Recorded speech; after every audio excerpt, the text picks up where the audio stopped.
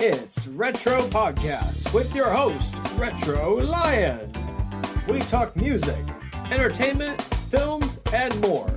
And now, here he is, live, Retro Lion. Welcome back to Retro Podcast. I am the host, Ben Cena. Today we have Michael Day with us. He is a filmmaker. He is going to be talking about his new movie, Clawfoot. Mike, welcome to Retro Podcast. It's great to have you. Yeah, great to be here. Thanks for having me. Yeah. So Clawfoot, it's now available on streaming. And what is the movie about? Yeah, so it's like a little psychological thriller. It's like a dark comedy psychological thriller about what appears to be a trophy wife, stay-at-home wife that is very meticulous and just kind of, has that life in a grand big house. And then she starts getting kind of terrorized by a contractor who's there to do some renovations on the bathroom. And it's one of those situations where, like, this is one thing that, always frustrates me. It's like, why'd you let him in the house? She lets him in the house, but we find out later, she has her own skeletons in the closet and her own things going on, which is why she did let him in. And so it's a cat and mouse game between her and this contractor trying to figure out who knows what, because there's a lot more under the surface. It's not just about a renovation. There's a lot more, an underworld, conspiracy happening that she's dealing with. So that slowly reveals itself as the movie transpires. So this film, I mean, it's not just about one guy being obsessed with a woman. It becomes back and forth. Like there's too many twists and turns. Correct. Yeah. Yeah. When I watched the trailer, I was getting the vibes of that movie that Jennifer Lopez did, where there was like, I couldn't remember the name of it, but there was like a guy that was really obsessed with her and was doing everything he can to be with her. Oh yeah, this one about not necessarily like obsessed like that, more of like he's just up to something and you don't know what. And then, like I said, as the movie progresses, you start to see that he's doing business with her husband, and it's like when they're all kind of doing dirty business together, and but she doesn't know who she can trust, and that's why she thinks he's in bed with her husband, and it turns out he kind of is. And so it's just a big cat and mouse of like, how much can I say? What can I reveal? And how do I get out of this alive? Mhm. And what's amazing about this film is that, I mean, you worked with the actors that you worked with. They have famous parents. So what was that experience? Yeah, I mean that was super intimidating. I'd say, just meeting them and just like, they come from, royalty, like Hollywood royalty, being the son of Mel Gibson and daughter of Clint Eastwood. But like they were totally like the most down to earth, like you would never know that. It was so crazy. And yeah, they're there just to make a film, and like we got along great, and they were down to get their hands dirty. Like you can see, Francesca is obviously willing to get as bloody as possible. And we just had a lot of fun, and yeah, they just had no egos, nothing about them, and just came to do hard work, and we had a great time and made a great film. Nice. Well, I haven't seen the movie yet, but don't worry, it's on my list to watch. Yeah. And where was the film? Like where was it filmed? So we filmed that here, just in LA, just like a little north, in Santa Clarita, which is kind of like the country, I guess, of LA. And was it an independent film or was it done by an independent production company? Yeah, we had an independent production company, Yale Entertainment. They're based out of New York. They financed it, produced it. So kind of like A24 almost. Yeah, exactly. Yeah. Nice. Very cool. And you also worked on some other films. You worked on Top Gun Maverick and you also worked on Iron Man 3. What were your experiences working on both of those movies? Yeah, I mean, those were great experiences. It's just a whole other level because you're working on like a studio film. So it's just like there's the crew's massive, it had a great budget. So like you're just throwing money at everything and just making like the best workers, the best sets. I mean, but the funny thing is, working on that than you're working on these indies, you kind of see that you deal with the exact same problems. Doesn't matter how big the budget is or, who the actor or the director or, the crew is, you literally have the exact same problems they have to deal with. And so it's interesting because, I saw how, they dealt with these problems on these massive films, and now I'm just dealing with the same problems on a much smaller scale. And it was just great learning from them. It's just like, you got to keep your head cool. You still have a schedule to keep, and you still got to keep on budget. And so it just kind of, I just like, that's one thing I learned from them was just, yeah, like, this is part of the job, dealing with the headaches. There's always going to be fires, and the best thing you can do is just kind of just keep it cool about it and figure out the best solution and just make sure that everyone's safe in the meantime. And so, yeah, so I learned a lot of just like, how to handle, how to deal with problems more than anything, because there's tons of problems every day. And if I'm allowed to ask, what was the biggest problem you dealt with on making a film or helping another person with a film? I mean, I mean, there's always, I guess that's kind of like a loaded question, I guess. I mean, like the biggest problem is always like sometimes it's like just dealing with the schedule. I'd say it's like, I'd say that's always the biggest problem, I'd say, is like you have X amount of days to film a movie, but you always want more. And so it's like you can't afford more though. So in the same on Clawfoot, it was like, we had 14 days. So it's like, how do we back into that number when there's some days when you're filming like 10 to 12 pages and like these actors just have to memorize, like 12 pages of dialogue and just each day and do it all over again. So while doing all the action stuff too. So I think that's always the biggest thing is just, the schedule is always the biggest hurdle of, especially on these indies, you just never have enough time. And you really can't afford to ever get behind schedule because like on the bigger studio ones, like you miss a day or something, like it's still expensive and I'm sure they're not happy, but they have the resources. Okay, well, we'll figure it out. And on these indies, you really don't have the resources. Like we have 14 days, like we either hit our mark or we don't. And one way or another, we have to make a movie. Totally understood. And from working on Iron Man 3, because of course we all know that Robert Downey Jr. was Iron Man throughout the Iron Man films and the Avengers and Civil War. Well, the internet went viral a few weeks ago. He made his comeback to the MCU, but he's not Iron Man. He's Doctor Doom. Right. Yeah. What was your reaction when you heard that news? I was like, well, how's that going to happen? Like, I was just like, I mean, I love it because I love him. And I'm excited to see him in that role. And then the logic's like, wait, but how are they going to explain that? Or are they going to explain that? Or they're just act like this is a whole new thing? But I'm like, I'm super excited to see what he does with it. Because like, they wouldn't have him, he wouldn't be signed on unless they had a great plan and they had a great story to tell. So I'm really excited to see how it turns out because I'm a big fan. Well, in the comics, there was a story where in another universe, Iron Man became Doctor Doom. So it could either be Iron Man became Doctor Doom, or it could just be Doctor Doom played by the same actor. Because in spoiler, in Deadpool and Wolverine, wait, can I tell you? Yeah, I just saw it last weekend. Loved it. Okay. Yeah. I didn't want to spoil it, but yeah, no, it's great. Yeah. in Deadpool Wolverine, Chris Evans made an appearance not just as Captain America, but also as the Human Torch. And Right. so it was That's so proven funny. that an actor could play more than one character, but in a different universe. You could have the same person, but he's a different person. Yeah. So I guess I didn't know about that storyline with Yeah. Doctor Doom. So yeah, I mean that probably solves it. Now I mean, he's such a great actor and he's always so good in those roles. So it'll be fun to see him as like, the villain now. I can't wait to see how the other Avengers are going to react. Yeah, exactly. I'm really hoping for some humorous moments in the next two Avengers movie they have coming out with Doctor Doom. They're gonna be like, Stark, are you back? And then they're like, I don't know who that is. Yeah. Yeah. Who's this guy? I think that's Disney's plan, is to bring in some humor. Yeah. Yeah. Yeah, no, I mean it seems the funnier they make them, like they seem to do really well that way. So it's a nice mix of action and comedy. Mhm. And back to filmmaking, what was your biggest inspiration for wanting to go into that field? I mean, to me, I traced it all back to the movie The Matrix. Actually, that was Great like, movie. yeah. I mean, it was such an amazing movie. I remember I was over at my cousin's house. He had it on VHS, and that was the first time we got to watch it. I only got halfway through it, and I was just mesmerized. And this is around the time DVDs were coming out. And I never got to finish the movie.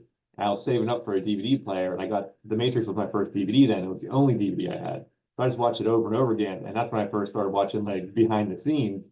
And so that's when I was like, oh, that's a job for people. I didn't realize that. Like you can make a living making movies. And I was like, I want to do that. And then I mean, just from there, I've always like, that's what I'm gonna do. And just been plugging along ever since. And what is the biggest advice that you would pass on to future filmmakers? Yeah, I mean, it's that thing where like I hear like if James Cameron and Steven Spielberg, I hear them all say it, and it's true. It's just go out and make it, go out and make stuff. Clawfoot was my first feature, and I found funny, but like up until then, like I've done tons of shorts just with my friends, tons of web series, music videos, stuff where like no one like where we're just putting our own money up to get it done, and it went nowhere.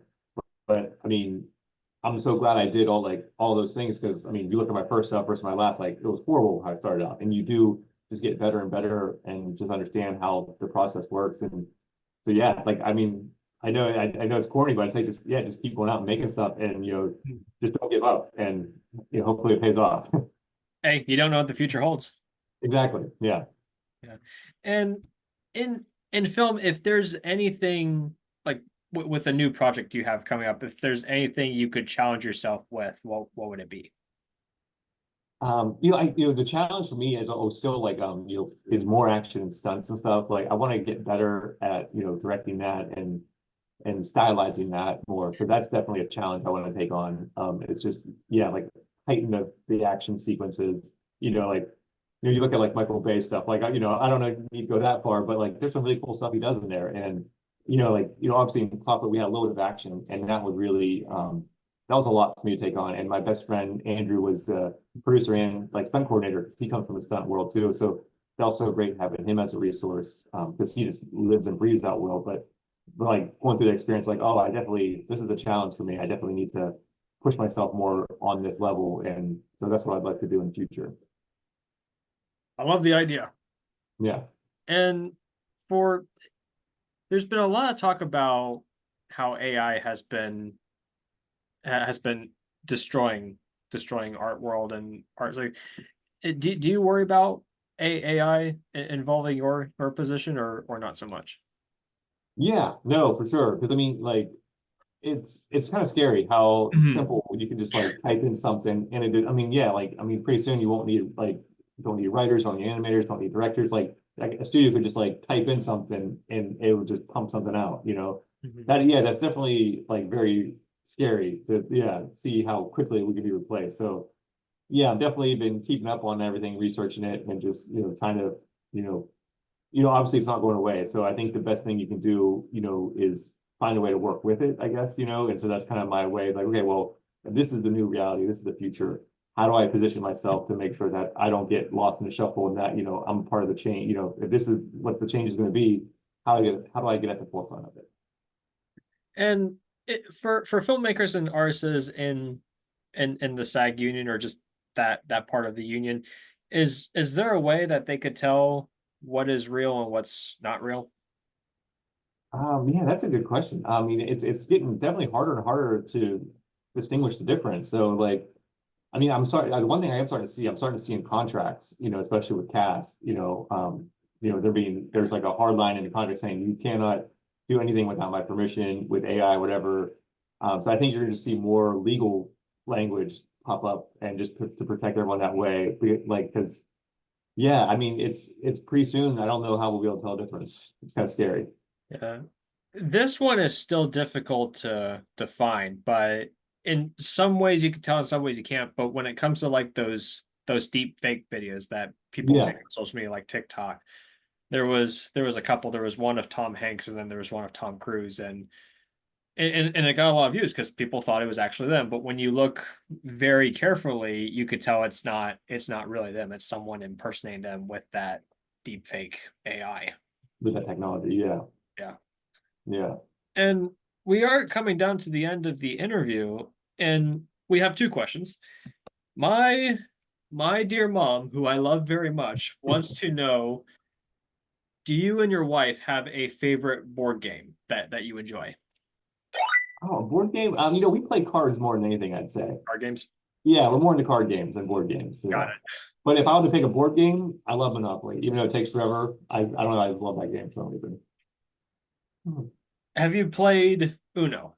Yeah, I played that with my nieces and nephews. That's a fun game too. Yeah. Yeah. There's you probably haven't heard of this, but there's a card game. It's an older one. It's still my favorite to this day. We haven't played it in a while, but it's called Sleeping Queens. It was I played it a lot when I was a kid, but if I can remember it well, the can't remember how you went, but it involved different themed kings. There was a cookie king, there was a bubblegum king, there was a sun and moon king. Oh wait, no, that was the queen. There was like different kings and queens. It was kind of like I would say a Met Gala, but for games in the medieval time. And then there'd be like dragon card and sleeping drink card, and there'd be magic card. Yeah, I gotta check that out. Yeah. I think you had to get like five of the same cards to in order to win. I don't. haven't played it in years, so I don't know. But that's definitely a game I would recommend is Sleeping Queen. Okay, Sleeping Queen. Okay, yeah, I'll check that out. Thanks. And since this is a retro show, did you have a favorite not retro product growing up? Oh, I mean, I guess I don't know if you call it retro. I mean, like, I'm still like me and my buddies still today. We'll bring out the old Nintendo 64 and play GoldenEye.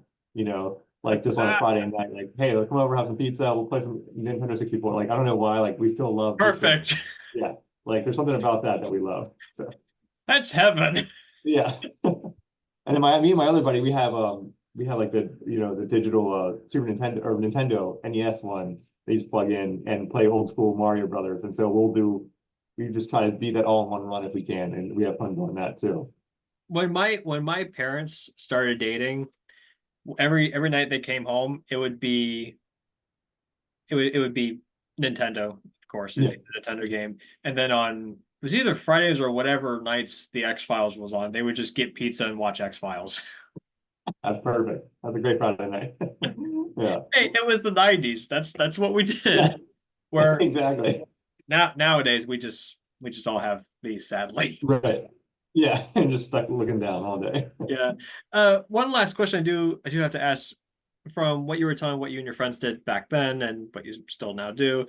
In today's world, with technology growing and everything being so different with smartphones and iPads and computers, like, how much of an impact do you think today's world is with technology then versus how people socialize in the 90s and how people socialize today? How do you think there's a what's your stance?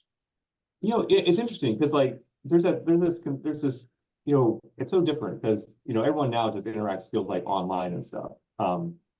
And it's really interesting because I was out with my niece, and she's just 17, and she completely, multiple times, like we'd go out and do something. My wife and I would take her out to I forget what we were doing, shopping or something, and she would forget her phone every time. And I was like, that's so weird because like I just thought all these kids were just like hooked on their phones, and like she is when she's at home, but then also she forgets it too all the time too. Mm-hmm. And I kind of noticed that where it's like it seems like they just have less friends and they have a few more closer ones, and then when they are home they're just online, texting all day long or whatever. But when they got into the real world, they kind of forget about their phone. It was a weird like viewpoint, just seeing like someone like 17 just always forgetting her phone, but then when she is at home she's on it 24/7. And so it was a weird, so it's like, but I feel like that's just how they have a small group of people from what I'm seeing. And like small, closer knit group, but then they're still on the social media with all these other people that don't even know. So it's a weird, I don't know. It's definitely different. Whereas in the 90s, like all the kids would just run outside and, hey, you had a bike? Hey, we're friends now. Let's just cruise around the neighborhood. It's very different. Yeah, I feel like back when we were in the COVID pandemic, it really changed a lot. Yeah, for sure. Yeah, it definitely made everything different. Yeah, it's a whole new world now, it feels like. Do you prefer to be in person more or online, or a bit of both? Yeah, I'm still old school. I like to do things in person, I guess. Yeah, I'm still. Same here. Yeah. I mean, I'm only 24, but I prefer both in person, and it's the little things online I prefer, but most everything I'm more of an in-person kind of guy. Yeah, same. I guess like that. I like that personal interaction like that. It just, I don't know, it's more fun for me. Yeah. Well, Mike, thank you again for joining today's interview, and watch Clawfoot is available on streaming. Hey, thanks so much. I appreciate it. Thanks for listening. Be sure to like and subscribe to our YouTube channel. Follow us on Spotify and follow us on Instagram. See you next week.